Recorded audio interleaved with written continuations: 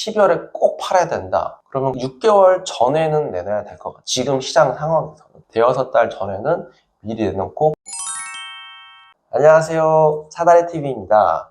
피디님, 오늘은 어떤 내용 한번 다뤄볼까요? 요즘은 매수자가 거의 없습니다. 전세를 찾으시는 분들은 있는데 그래도 이동이 그렇게 활발하지가 않고 9월부터 많이 위축이 됐어요. 9월 달부터 대출 규제니 뭐니 해가지고 사실 바뀐 건 없었는데 그때부터 매도 심리가 확 줄어들었고요. 지난주에 발표된 건데 디딤돌 대출도 한도를 반공제를 해서 4,800만 원이 줄어들게 되었고요. 또 후치 담보대출도 중단되었습니다. 그러다 보니까 많은 사람들이 디딤돌 대출을 받는 건 아니지만 확실히 더 매수 심리가 줄어든 건 있어요. 시중은행은 이미 대출 한도가 다 끝났고 내년 초나 돼야지 다시 거래가 활발해지지 않을까? 이렇게 보고 있어요. 지금은 거의 매수 문의가 없는 상태다. 근데 매도자들은 7월, 8월 가격을 많이 생각하시고 가격을 낮추지 않은 상태라서 거래가 더욱 없는 것 같아요. 보통 매매 계약이 되고 나서 2달 또는 3달 뒤에 잔금을 치르는 매매 대출도 있고 이자도 알아봐야 돼서 그러면은 적어도 3달 전에는 계약이 돼야 되니까 앞서서 2달, 3달 전에는 매물을 내놔야 돼요.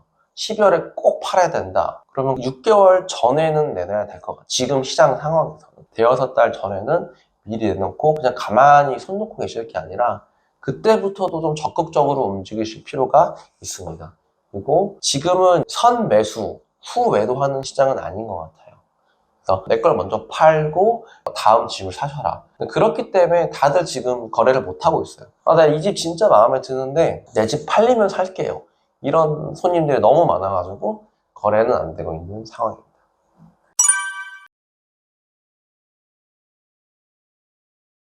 그게 진짜 투자자의 야생적인 본능으로 그렇게 하는 건 맞는데 너무 고생을 많이 하세요. 그게 맞아요. 사람이 선매수 후매도 해야지 1억 이상 사실은 차이가 나거든요, 나중에는. 근데 그게 쉽지가 않아요. 내 집을 그럼 1억 이상 낮춰서 팔아야 될 수도 있고. 근데 강남은 오르는 단위가 2, 3억씩 오르잖아요. 내 집은 떨어지는 게 몇 천 단위라면은 선매수 후매도 하는 게 맞긴 하죠. 그런 경우라면. 세입자는 대부분 요즘 전세대출 받으시잖아요. 전세대출 심사 기간이 3주에서 한 달이에요. 너무 길면은 전세대출 심사를 넣을 수가 없어요. 그러니까 2달 전부터 알아보고 다니시는 게 가장 좋고요. 조금 나는 안전하게 이사를 가고 싶다? 미리 좀 선점하고 싶다라면 한 3달 정도. 12월 1일 날 이사를 가고 싶다라고 하면은 11월, 10월, 9월 1일부터 알아보고 다니시는 게 좋을 것 같아요. 그래야 한 달 정도 집을 충분히 물색하고 계약을 하고 전세대출을 심사를 넣으면 되니까요. 월세는 사실 대출 안 받잖아요. 그래서 사실 상관없어요. 즉시 입주할 수 있는 것도 좋은데 또 거꾸로 임대인 입장에서는 내 집이 공실인데 저 3달 뒤에 들어갈게요. 그럼 3달 동안 월세도 못 받잖아요. 오히려 더 알아보기 힘드니까 입주 날짜 다가올 때부터 바로 입주되어 있는 공실이거나 이런 거 알아보시면 좋죠. 뭐 마찬가지일 거예요. 전세 그거랑 반대일 텐데 그래도 저는 최소한 3달 전에는 집을 내놔라 라고 말씀을 드려요. 미리미리 내놓을수록 나쁠 건 없는 것 같아요. 미리 내놓고 중개사들한테 계속 연락하면서 내 집 언제 만기니까 잘 부탁드린다 계속 이렇게 내놓는 게 좋고 세입자분한테도 반드시 미리 협조를 구해야 됩니다. 내가 보증금을 내어드려야 되기 때문에 지금 미리 좀 집을 내놓으니까 좀 일찍이긴 하지만 잘 좀 집을 보여달라고 하시는 게 가장 좋고요. 세입자분이랑 원만한 관계를 유지하시는 게 좋아요. 상황을 다 오픈하고 소통을 하셔야 돼요. 내가 지금 이러이러한 상황이니 정말 죄송하지만 새로운 세입자를 구하지 않으면 보증금 내드리기 조금 곤란한 상황이다. 그러니까 잘 좀 부탁드리고 이러한 조건 최대한 맞춰 드릴 테니까 혹시 입주 날짜도 조정 가능한지도 사전에 협의를 하는 게 가장 좋고요. 만에 하나 진짜 한 달도 안 남았는데 전세가 안 맞춰지는 경우가 있어요. 집주인들 진짜 발등에 불이 떨어진 거나 다름없거든요. 그럴 경우에는 세입자분한테 미리 소통을 해야 돼요. 마치 보증금 내줄 수 있어요 이렇게 당당하게 말씀을 해주시면 세입자는 보증금 받을 수 있을 것 같은데? 집 열심히 안 보여줘도 될 것 같은데? 이런 생각을 할 수도 있단 말이야. 당연히 받을 수 있지 않을까? 그런데 세입자도 이자 날짜 다 정해놨는데 갑자기 이삿날 저 보증금 못 돌려드릴 것 같아. 이러면 진짜 당황스럽잖아요. 세입자도 계약금 날릴 수도 있는 거고.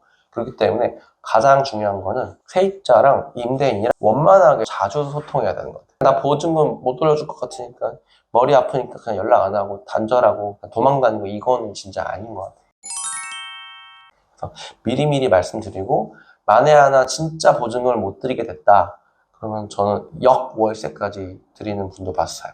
역월세가 뭐냐면 내가 3억에 대한 보증금 한 달 동안 못 돌려드리니까 그것에 대한 전세대출 이자라도 내드릴 수 있게 150만 원 이렇게 드리는 거죠.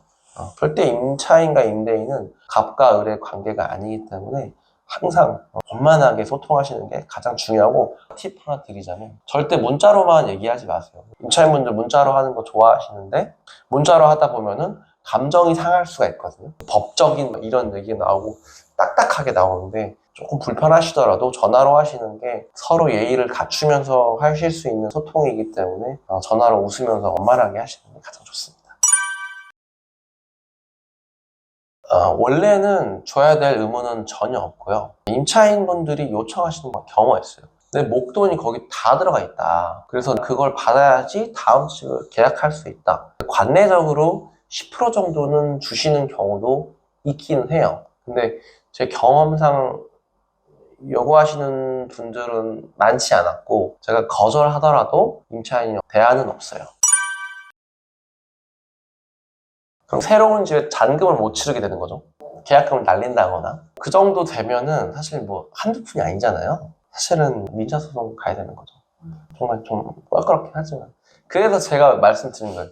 미리미리 소통하시라는 거. 그런 일이 생기지 않게끔 협의 없이 이렇게 하다 보면은 그런 불미스러운 일들이 발생할 수 있기 때문에 안 될 것 같으면 솔직하게 말씀을 미리 드리는 게 낫죠. 일단 은행이 그 세입자한테 돈을 빌려준 거잖아요. 그 만기랑 상관없이 은행에 갚아야 되고요. 집주인이 안 돌려도 못 갚잖아요. 그러면 세입자가 신용불량자 되는 거예요. 왜냐면 은행은 집주인이랑 관계가 없거든요. 그렇기 때문에 지금 전세 사기 피해자분들이 굉장히 곤욕스럽죠. 그래서 보증보험을 가입하기도 하는 거고요. 고객 상담하면 그걸 많이 물어보시는데 날씨의 영향을 좀 많이 받는 것 같아요. 겨울에 추울 때 잘 안 돌아다니고요. 봄에 날씨 풀리면 일시적으로 따뜻해지잖아요. 설날 이후에. 그때 좀 많이 돌아다니시고, 또 새학년, 새학기가 시작하는 1, 2월 달에 이사를 많이 가시려고 그때 가장 많이 움직이시고, 그 다음에 장마가 끝나고 추석 사이, 날씨가 영향이 있다 했잖아요. 그때 많이들 움직이세요. 근데 추석 이후부터는 좀 쉽지가 않은 이유가 여러 가지 이유가 있겠지만, 시중은행의 대출 실적을 다 채웠기 때문에 더 이상 대출을 공격적으로 하지 않아요. 반대로 말하면 1, 2월 달에는 공격적으로 대출을 해주기 때문에 그때는 한도 받기도 가장 좋고요. 학기 시작하기 전에가 가장 성수기다 보시면 될 것 같아요. 겨울이 아무래도 가장 힘들죠. 12월이 제일 힘들어요. 춥잖아요. 일단 춥고 연말 연시라서 사람들이 집을 보러 안 다녀요. 약속 가기 바쁘고 대출 한도도 없고, 만약에 내가 잔금을 치러야 된다 하면은 12월 30날보다는 1월 2일이 난 것 같아요. 그 며칠 차이인데 은행에서 한도가 나오냐 안 나오냐가 엄청 크거든요. 매수인 입장에서는 비수기인 겨울에 사는 게 쌀 수도 있겠죠. 맞아요. 그래서 경매책이라든가 이런 데 보면은 경매 입찰을 하는 날 날씨가 굳은 날이 있거든요. 태풍이 온다거나 눈보라가 친다거나 그럴 때 입찰하면 운 좋게 싸게 살 수 있다라는 내용도 있어요. 맞는 말인 것 같아요. 실제로 경매장 가보면 날씨 안 좋은 날에는 운전 위험하니까 안 가게 되고 시간을 못 맞추기도 하고 그렇습니다. 지금 매매 거래가 안 된다고 말씀을 드렸는데 이 상태 현상 유지를 몇 년간 할 것 같아요. 매매는 이렇게 실소유자들에 의해서만 거래가 될 것 같고, 연초에 좀 풀렸다가 연말에 대출 규제나고 안 좋아지고 그런 식으로 반복될 것 같은데, 전세 같은 경우는 앞으로 수도권 입주물량이 확실히 없기 때문에 전세 수요는 계속 꾸준하고 전세 금액은 계속 오를 것 같아요. 그러다 보면은 어느 순간 전세 금액의 매매가 턱 밑까지 올 거 아니에요? 그때 되면 다시 매매가가 오르겠죠. 당분간 몇 년간은 쉽지 않을 것 같고, 서울로 따지면 2013년, 2015년도가 그랬으니까 좀 기다려야지 그런 시기가 다시 올 것 같습니다. 지방 같은 경우는 85%, 90%, 수도권 같은 경우는 75% 정도, 70%만 넘어도 굉장히 전세가율이 높은 건데 75%가 거의 꼭지더라고요. 잠실 헬리오시티. 만세대 가까이 돼서 굉장히 좋은 스터디 사례로 남아있는데, 입주할 때 잠실 일대 전세가 매매가가 다 같이 마비가 됐었어요. 그럼 저기 뭐 은평구나 전세가 영향이 있었냐? 없었어요. 거기는 크게 영향이 없었거든요. 그 지역 일대가 쑥대밭이 되는 거지, 전세 입주자이 끝나고 나면 다시 또 회복을 합니다. 일시적인 거고 그 지역에 국한되는 거다. 세 군데 구를 넘어서까지 영향이 있진 않다. 강동구는 아마 잠실에는 영향이 있겠죠. 근데 그게 뭐 관악구나 영등포구까지 영향은 크게는 없을 것 같다 라고 보고 있습니다. 워낙에 대단지긴 한데 그것만으로 서울의 수요를 다 하기는 좀 힘들 것 같습니다. 요즘 부동산 전환 너무 다들 힘들어해요. 계약갱신 청구권 있잖아요. 그것 때문에 다 2년씩 연장한다 그러고 다 눌러 앉는 경우가 많아가지고 중개인들이 거래가 없다, 연장하는 경우가 많다, 힘들어 하시더라고요. 오늘 영상은 여기까지인데 뭐 유익하셨는지 모르겠어요. 혹시 집이 안 팔리시는 분이 있다면 매도왕 서비스 신청해 주셔서 전세도 저희가 맞춰드리고 있거든요. 최근에도 전세 빼드린 고객이 있으니까 많이들 신청해 주셨으면 좋겠고요. 영상이 유익하셨다면 구독, 좋아요, 알림 설정 부탁드리겠습니다. 감사합니다.